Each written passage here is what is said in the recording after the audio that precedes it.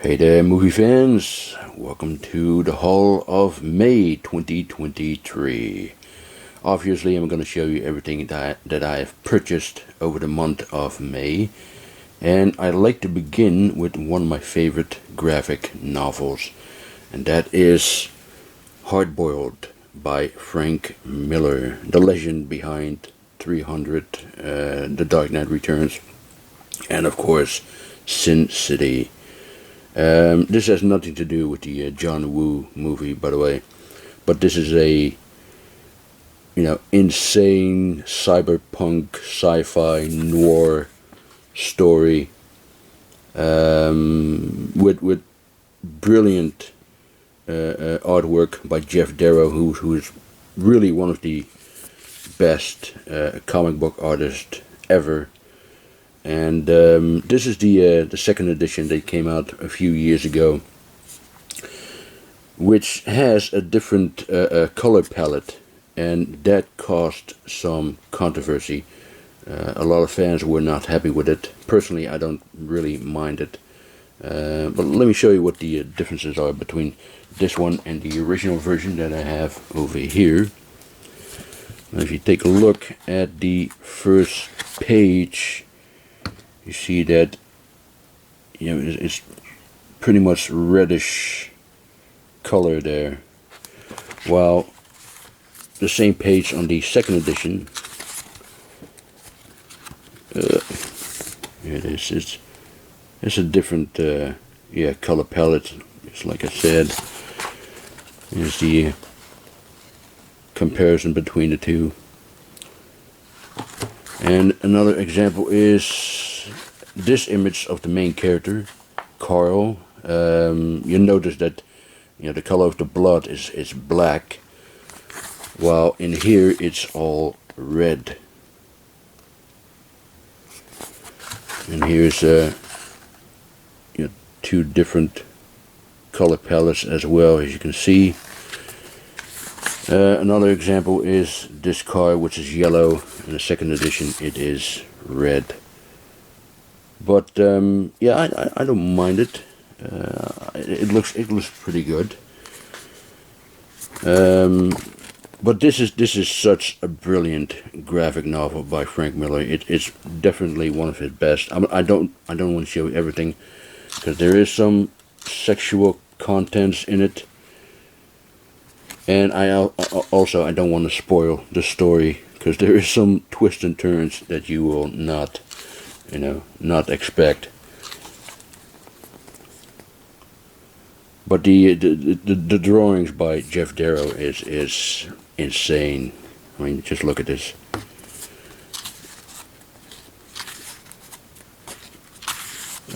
Look at that one. Absolutely brilliant. Yeah, I would definitely recommend getting this graphic novel of Hardboiled. Now, over the years, there were plans to make a movie of it, and several directors and actors were involved, such as David Fincher, who wanted to make it with Nicolas Cage, and Ben Wheatley, who wanted to make it with Tom Hiddleston. And also Frank Miller himself was going to direct it at one point, but it never came to fruition. And perhaps that's a good thing, I mean, how can you make a movie out of this, If they made a movie out of this, it would definitely be toned down, and nobody's waiting for that. But yeah, this is brilliant. Brilliant graphic novel of Hardboiled, and I really like the new cover art there by Jeff Darrow. That is insane. I also received this graphic novel, Worst Case Scenario, by Richard Raaphorst, who is a Dutch artist and the director of Frankenstein's Army, which has become a cult classic over the years. And prior to Frankenstein's Army, he was trying to make another movie, but he could never get it off the ground. So instead, he created this graphic novel, and he made it with the help of Kickstarter, and I am one of the backers of it. It took him 2.5, 3 years to finish it, and it's definitely worth the wait. This has become such a great graphic novel. I'll show you some pages here. Oh, here's a card that he has sent me. He already sent me this one a few years ago, which looks really nice. And this card came with the book, with a personal note from the artist. Veel plezier, lots of fun, Donnie. Greetings, Richard. So that's very nice. But yeah, let me give you a quick look at the book. Obviously, you know, like with Hardboiled, I don't want to show you everything. But this is the front cover. It's basically about you know, an invasion of the Nazi zombies during the 1974 World Cup finale between the Netherlands and Germany, which should have won by the Netherlands. God damn it! But anyway, yeah, I absolutely love the premise. Absolutely love the premise.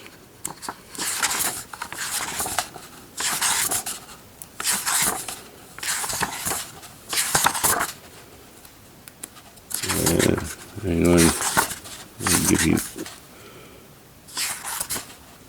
Look at that. Yeah, it's such a shame.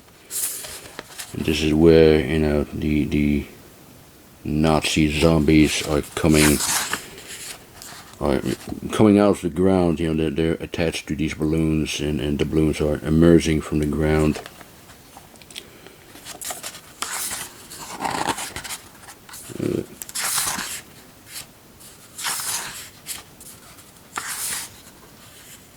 There's a nice look at that. And as you can see, they're on the way to the stadium where the football game is going on, which turns into one big slaughter house. Look at that. Yeah, like I said, I don't want to show you everything. This is something you need to check out yourself. But give you a good. Oh, here it is. Here's the stadium, which has become one giant bloodbath. Yeah, it's such a shame that the movie was never made. I mean, this would have been the greatest movie of all time. You know, the ultimate Nazi zombie film, without a doubt. So I'm still hoping that Raphois will get the chance to make his film. But yeah, this is great. This is absolutely great. If he doesn't get the chance to make a film, you know, this is a great alternative, worst case scenario.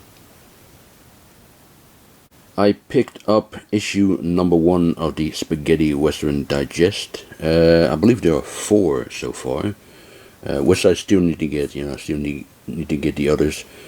But this is absolutely great. This is a you know, the follow-up to Western Italiana, which is you know this one by Tom Betts, one of the best spaghetti Western experts out there. This was. He didn't start this magazine. He took it over from somebody. He came out later, somewhere in the mid 80s, late 80s, something like that. But anyway, yeah, this book is great. It's absolutely great. If you want to know more about spaghetti Western, I absolutely would recommend getting this book and the other issues as well. because yeah, I cannot wait to sit down and read the whole book. The Spaghetti Western Digest. Okay, now on to the blues, and the first title is Memento, Christopher Nolan's second feature film. This is an upgrade, by the way. I have the DVD over there somewhere, but I am planning to do a video of my Christopher Nolan collection, and I will upload it around the time of his, of the release of his new film Oppenheimer. So yes, stay tuned for that one. Next is Sergeant Riker with Lee Marvin. Don't be fooled by this cover art. It looks like an action war movie, but it's nothing like that. Although it is set during the Korean War, and the very brief amount of action that is in the movie is mainly stock footage. But the first half of the movie is melodrama, and the second half is courtroom drama, where Riker, played by Lee Marvin, has to prove that he is not a traitor. It's basically a TV movie, which you can tell. It was broadcast on American television in two parts in 1963, and 5 years later it was released theatrically in the theaters. Let me say it that way, due to Lee Marvin's popularity, thanks to The Dirty Dozen and Point Blank. But this is a decent film. But my problem is that Marvin is not in it enough. It is about his character, but it's merely a supporting character. It focused more on Bradford Dillman's character, who is the prosecutor representing Riker, and he has an affair with his wife, played by Vera Miles. But yeah, it's decent. It's a decent film. And here's the alternate artwork, by the way. I find this a lot better, as you can see. Speaking of Lee Marvin, I also got Hell in the Pacific, one of his finest films, without a doubt. Also with the great Toshiro Mifune. Some people say that the movie is too repetitive, which I get. But I don't have a problem with that. I just love the interaction between these two acting giants. Okay, next is a package that I have received from my good buddy Carlos, Eastwood for Life fan. He helped me out once again getting some stuff. And, well, let me show you the letter first.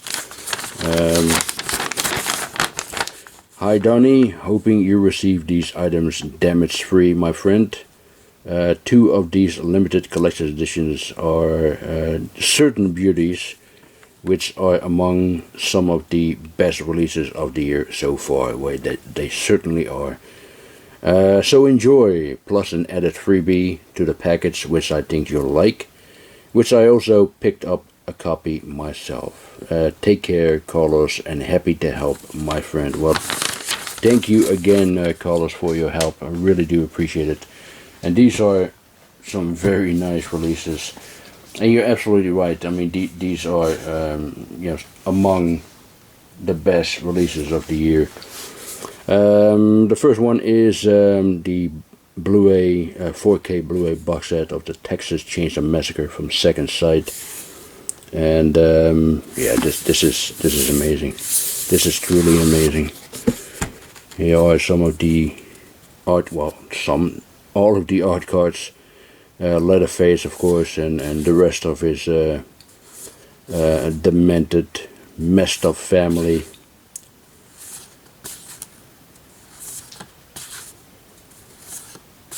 Yeah, very nice.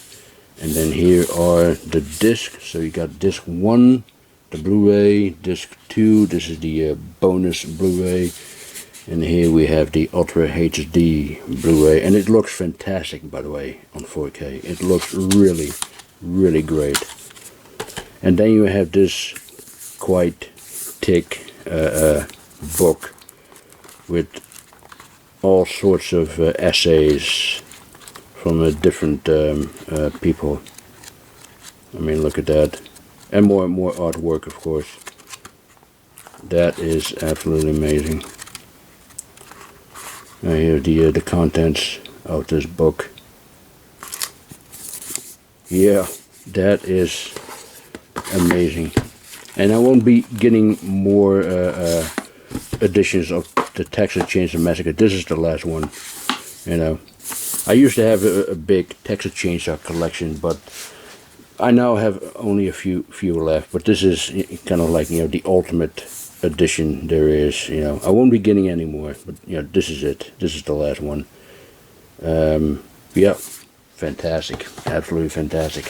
And here's a look at the J card for those who are interested.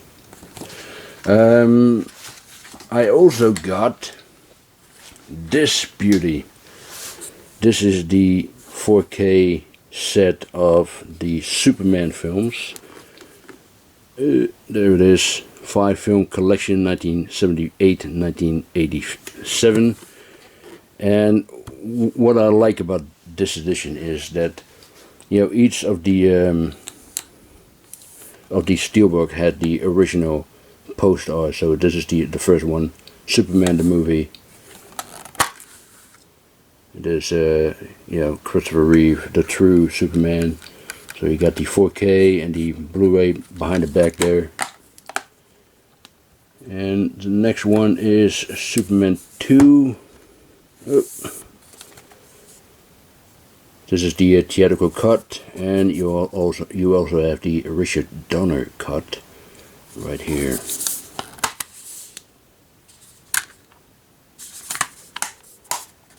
Yeah. And then you have Superman 3. Really like the artwork, by the way. Very nice, you know, glossy artwork there. And Richard Pryor. You know, I do have a weakness for this movie. It's definitely not as good as the first two, but I grew up with it, so I've always had a weakness for Superman 3. And this is Superman 4.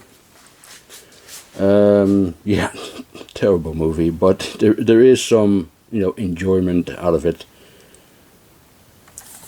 Superman 4, The Quest for Peace.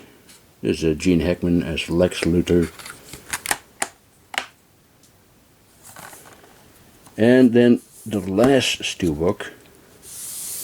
And I really love what they have done. This is, you know, they used the artwork, or the front cover of the first Superman comic book from Action Comics.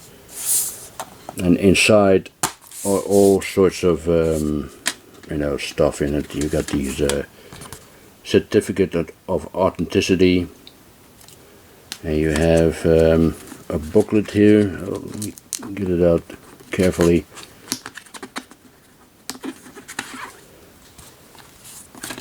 You have a booklet here with pictures from the 4 movies.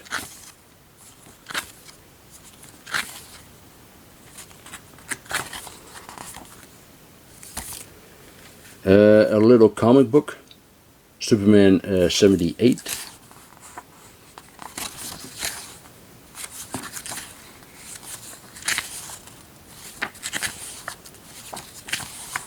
Always nice little extra there, you know, little comic book. And you have this lenticular card of General Zod and his 2 companions. Yeah, really nice what they have done with this set.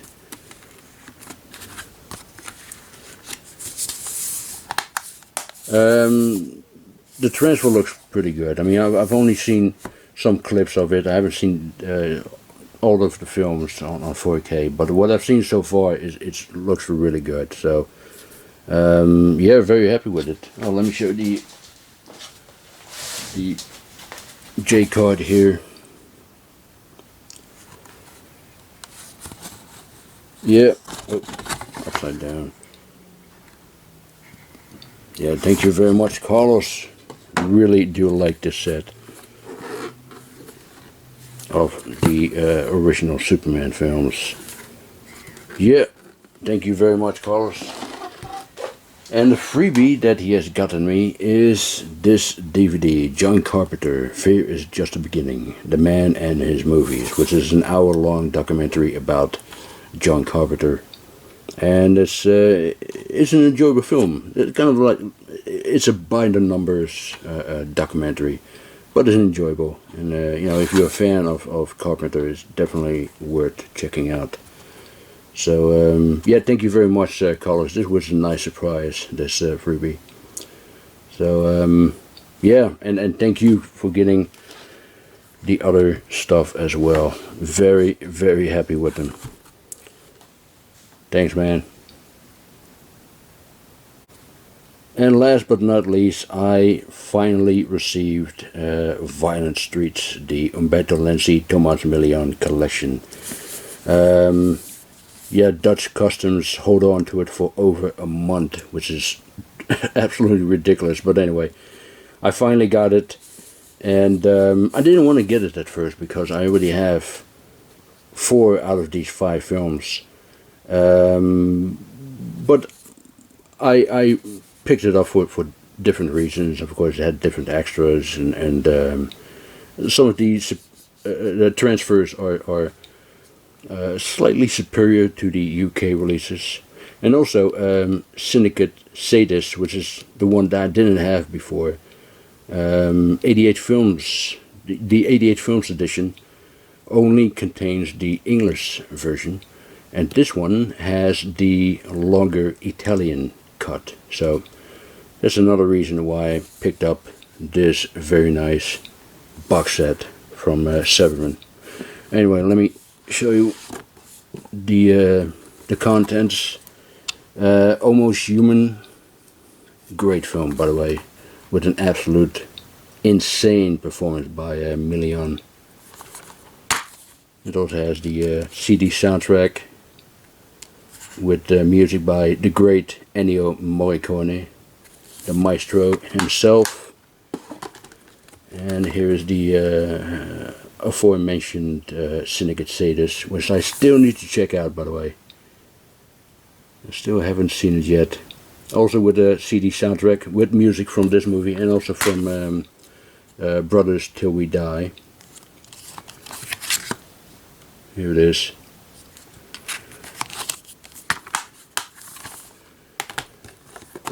Free Hand for a Tough Cop. Yeah, I have the Fractured Visions edition, which I'm keeping because that's a really nice release, and it also had different extras, you know. The Cynic, the Rat, and the Fist. Million, John Saxon, Mauricio Merli. Again with a CD soundtrack there, bonus disc.